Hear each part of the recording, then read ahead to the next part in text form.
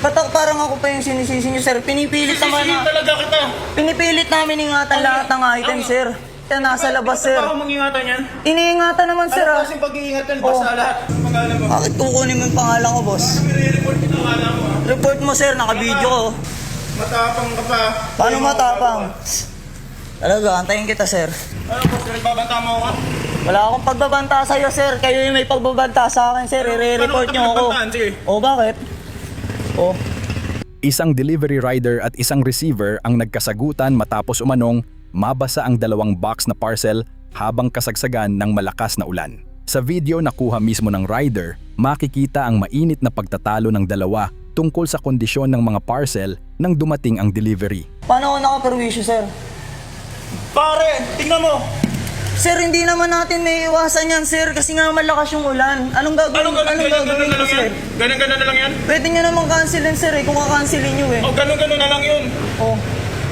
Batak parang ako pa yung sinisisi nyo, sir. Pinipilit naman Sisisihin na. talaga kita. Pinipilit namin ingatan lahat ng item, sir.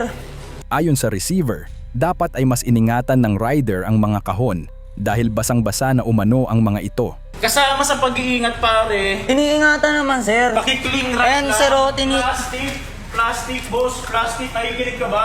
Iginiit naman ng rider na ginawa niya ang kanyang makakaya para maprotektahan ang mga parcel. Malakas ang ulan at kahit nakatakip na ang mga parcel at gumagamit siya ng kapote, hindi pa rin umano tuluyang naiwasan ang pagpasok ng tubig. Sinabi rin ng rider na wala silang available na clean wrap sa hub para balutin ng paisa-isa ang bawat parcel. Sir, wala namang clean wrap sa, sir, eh, sa hub, eh. Anong gagawin ko, sir? Sama ka ba? Ayan, oh. Sir, oh, nakataklob yan ng kapote, sir. Siyempre, sir, hindi naman natin may iwasan yung matalsikan maanggiang ng ulan. Dito, lalo uminit ang kanilang pagtatalo. Iginiit ng receiver na bahagi ng responsibilidad ng rider ang pag-iingat sa mga item habang nasa biyahe. Ang ano dyan pa, hindi ka nag-iingat, boss. Hindi mo inangatan ng parcel. Paano hindi ingatan, boss? Nakikita mong karton eh. Boss, ayun nga, oh. Kita nyo naman, sir, eh. Siyempre, boss, hindi naman may iwasan yung lakas ng ulan, sir. Papasukin talaga yan. Hindi ka ba nag-iisip, boss? Ayan, oh, nakakapote nga yan, sir, eh, oh. Tumagos na, boss. O, yun nga, eh. Doble Bakit ingat, nga tumagos, doble sir? ingat, Kasi nga doble malakas. ingat. Doble ingat, Oh. boss. Ba't naigalit kayo sa akin ng ganyan, sir? Delivery rider lang ako, sir. Huwag mo akong paandaran ng ganyan, boss. Alam kong delivery rider, kaya nga Oh. parte ng responsibilidad mo na ingatan yung parcel. Sir, lahat yan, sir. Kita mo nga itong nasa sako, sir, nababasa, oh. Paano pa kaya yan nasa labas, sir? Paano mag-ingatan yan? Iniingatan naman, sir, Ano ah. kasing pag-iingat yan, Oh. basta lahat? Paano? Anong gusto niyo, sir? I-clean wrap namin isa-isa to, sir? Boss, Oh. tinatagos yan, no? Hindi ka ba nag-iisip, boss? Paano hindi nga? Sir, Alam mo, natural, sir. Kung ako yung rider, boss, hindi kita minamalita. Kung ako Oh. yung rider, alam ko na ano yan, papakiramdaman ko. Paano nga, sir? Paano mo maiiwasan yan, sir? Ano? Ang problema kasi sa iba sa inyo, may hatid nyo. Dapat kung hindi ka komportable, dapat iinan mo. Anong gagawin, sir? Paano hindi dinala, sir? Eh, kailangan maubos ang delivery namin, sir, eh. Babagsak ang performance namin, sir, eh. Umuulan, boss, eh. O, ano nga gagawin natin, boss? Boss kami, kapag kayo nabigay sa amin yung automatic, i-deliver namin yan. Anong gagawin namin, sir? Itetenga namin yan sa bahay. I-deliver namin ang aantayin natin. Aantayin namin yung... Dala mo. Yun nga, Wala eh. ka nang pakialam kung ano hitsura ito pagdating sa amin. Kalaunan, sinabi ng receiver na mas mabuting i-cancel na lamang ang delivery kaysa tanggapin ang mga parcel na basa. Cancel mo yan! Talaga, sir. Kakancel ko to, sir. Anong pangalan mo, boss? Anong pangalan mo? Bakit kukunin mo yung pangalan ko, boss? Nire-report kita ang alam mo, ha? Report mo, sir. Naka-video ko. Angas ka pa eh. Naka-video ka, sir. Wala akong pakialam. Boss, talaga. Oh, Oh. Anong itsura nito, mga bossing, oh? O, bakit aanin mo ko? O, bakit? O.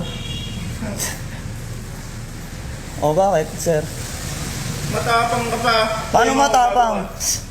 Talaga, antayin kita, sir. Alam mo, taga malayo ka, sir. Taga dito lang din ako. Bakit anong ibig mo sabihin na... Sir, wala akong inaano, sir. Ang akin lang, sir, kung i-receive nyo. Kung hindi, sir, okay lang, ika-cancel ko, sir. Yan lang naman, eh. Oh, sige, i-record mo. O, talaga. Itong rider na Ayan, ito, sir, oh. Shopee. O. Tignan mo yung itsura nito. Sir, natural, sir. Malakas yung ulan, sir. Konting ando din, sir, oh. Okay, popo ka din. Bobo! Wala namang problema yun kung kakansilin niyo, eh. Ang lakas-lakas ng ulan. Ano, pigilan ko. Makasa mo pa ako ka. Taga dito. Ano boss, nagbabanta mo ako? Wala akong pagbabanta sa'yo, sir. Kayo yung may pagbabanta sa akin, sir. I-report Ano, nyo ako. bantaan? Sige. O, bakit? O. Ano? Kita nyo yung mukha niyan? Ang lakas-lakas ng ulan, oh. Wala nga, pigilan ko yung ulan. Tignan mo. Basta Ayan, sir, oh. labas ng motor mo. Ayan, oh, sir, oh. Puti, pang tao. Siyempre, sir, wala naman kaming gagawing O, yung ibang nga, ano, yung paraan sa'yo, eh. Ito nga, oh, nakaganyan yan, oh.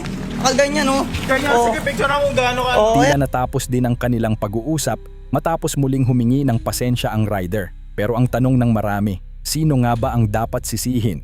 At sino ang may pananagutan kapag nabasa o nasira ang parcel dahil sa malakas na ulan? Hindi rin naman patas na agad sisihin ang rider, lalo na kung talagang malakas ang ulan at may ginawa naman siyang paraan para protektahan ang mga dala niyang parcel. Pero bilang delivery rider, bahagi rin ng trabaho ang makatuwirang pag-iingat sa mga item habang nasa kanyang pangangalaga. Sa kabilang banda, may responsibilidad din ang courier company at seller na magkaroon ng maayos at sapat na packaging para maprotektahan ang produkto laban sa mga karaniwang panganib gaya ng ulan habang dinideliver. At bilang customer, may karapatan din ang receiver na magreklamo kung dumating ang kanyang parcel na basa o may pinsala. Kaya sa ganitong sitwasyon, hindi dapat agad nagtuturuan. Ang mas mahalagang malaman ay kung saan talaga nagkulang. Sa packaging ba? Sa paraan ng pagprotekta ng parcel? O sa proseso ng delivery? Dahil sa huli, hindi lang naman parcel ang kailangang protektahan, pati ang respeto at pag-unawa sa bawat taong naghahanap buhay.